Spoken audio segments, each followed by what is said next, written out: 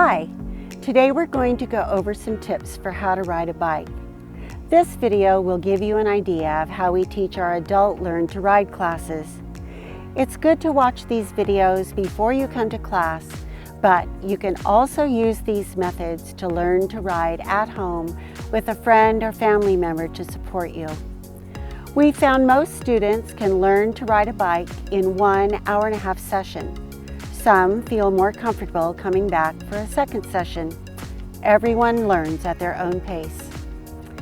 Find a place to practice that has a flat area and a slight downhill area at least 50 feet long. First, we need to prepare our bike. You'll notice I don't have pedals on my bike. I took them off. Don't worry, in our in-person classes, we remove them for you. You could keep the pedals on, but we find taking them off helps so you don't bruise your shins or try to use your pedals before you're ready.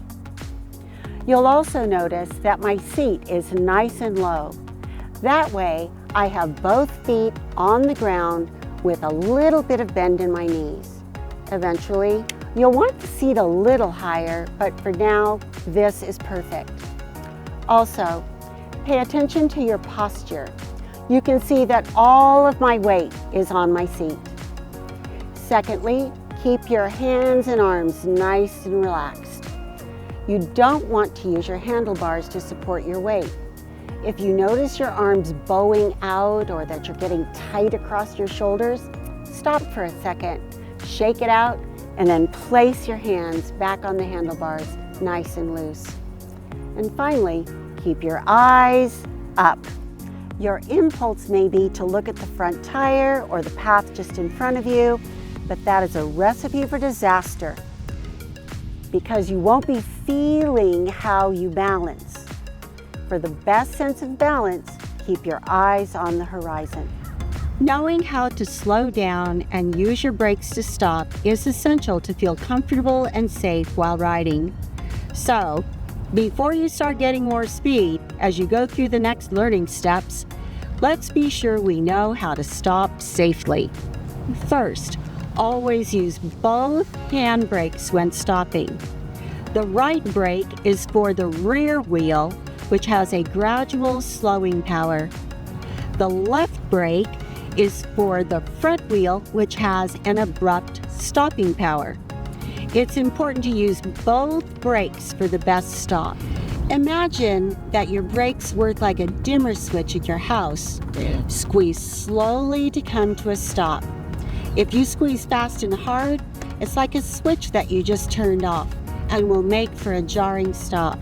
So, pull gently with both hands to come to a controlled stop.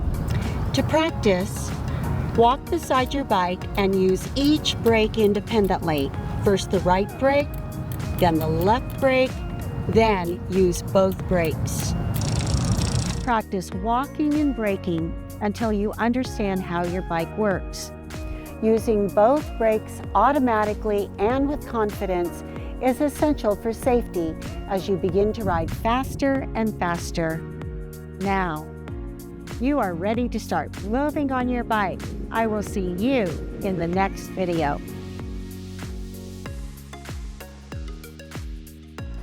To take the pedals off, you need two things: a pedal wrench, and you need to remember that taking the pedal off on the right side is different from taking it off on the left side. On the right side, or the drivetrain side, you put your pedal wrench here, and the rules are the same. Lefty-loosey, righty-tighty. Loosen until you're able to use your fingers to remove the pedal completely. Another good idea, have a piece of paper nearby so that you can keep your right pedal separate from your left pedal. It's not necessary to have a pedal wrench to remove your pedals. You can also use a 15mm wrench from your toolbox. Again, on the left side, it is righty-loosey. Turning to the right until it's loose enough. Use your fingers to finish the job. Save your pedal on the left mark, and you're done.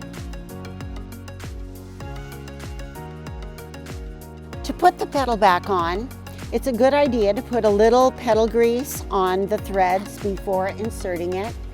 Line the pedal up. You never want to force the pedal into the slot. Begin tightening with your fingers and finish the job with your pedal wrench. Righty-tighty. You don't want to tighten it too hard, you just want it to be firm, but you don't want to tighten too much.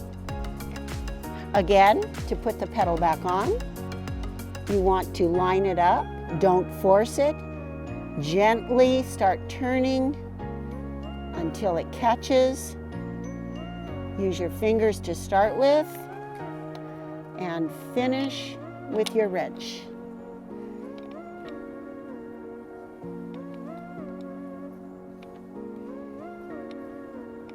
Okay, until it's snug, but not too tight.